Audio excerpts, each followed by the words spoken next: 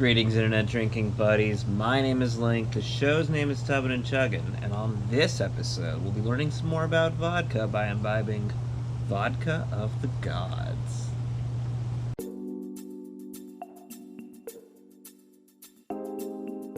Welcome back to the tub, everybody. I'm going to be continuing my mini-series on well spirits. Today we're going to be taking a look at vodka with the help of Vodka of the Gods.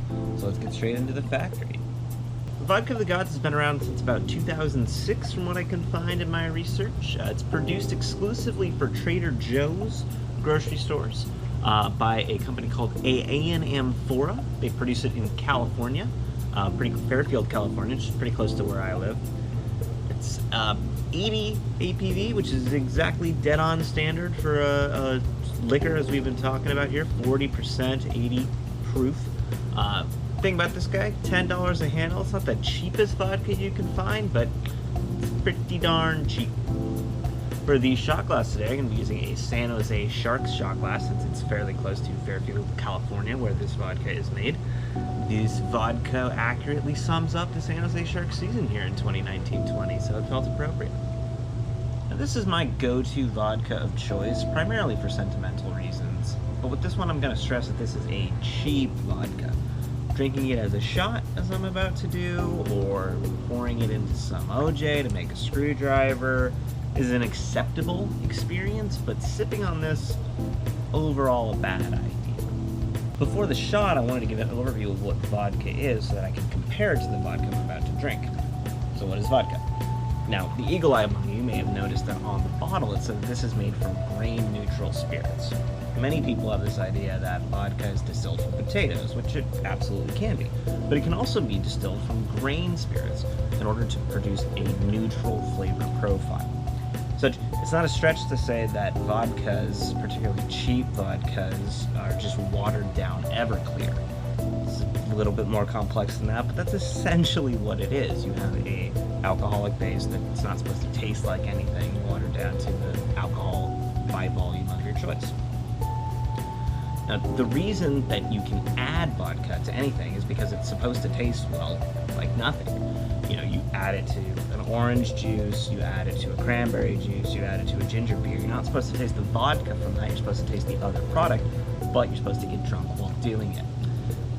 The seltzers that we reviewed earlier on this channel are mainly come from a vodka base. They just water it down much more heavily than this, and they add a little bit of fruit flavoring to it to give a very drinkable product. So, all that being said about vodka, how does the vodka we have today, and I would say an overall cheap vodka, compare? For that, we'll need a toast, and if it's vodka, it'll need an acceptable toast, in my opinion, just an Australia.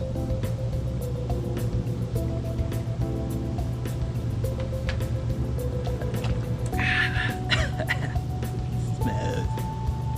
It's one thing I'll always say after having a shot of Vodka of the Gods. Is it smooth? Because it's not. You get this immediate burning sensation from Vodka of the Gods, which is not what you're supposed to feel at all. Now, the actual taste product of it is fairly neutral.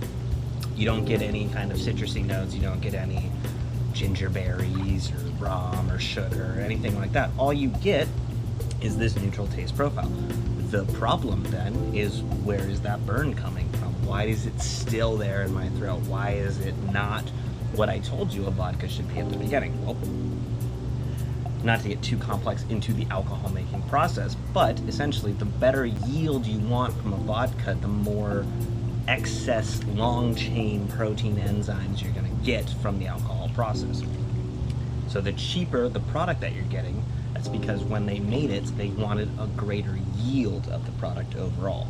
Switch it all together with stuff that could be good, distill it as many times as you want. It's not really going to matter. What you get in the end is this harsh, lingering product that, while it tastes the way it should, doesn't really end up being what you want a very high-end vodka to taste like. But, and I want to stress this, the clear, neutral taste profile is still there, which is why when you mix it into something like orange juice or cranberry juice, this is perfectly acceptable for using as a mixer.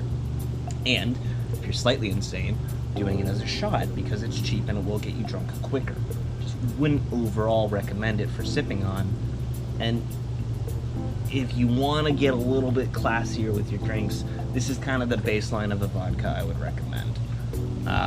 There's a lot of things that you can get for just a little bit more, be it a Smirnoff, be it a New Amsterdam, things like this, that aren't going to have the burn sensation, but they're still going to keep that neutral taste profile, which means that if you wanted to do a shot of it, it's not going to be as intense, and if you mixed it in, you wouldn't have to mix in as much orange juice, cranberry juice, what have you, in order to overcome that burning sensation. But hopefully that's been a good enough introduction to vodka for you. Let me know, as always, if there's other alcohols you want me to review after I do this mini series. It's going to be a little bit more open, so I'm looking forward to that. And as always, please drink responsibly.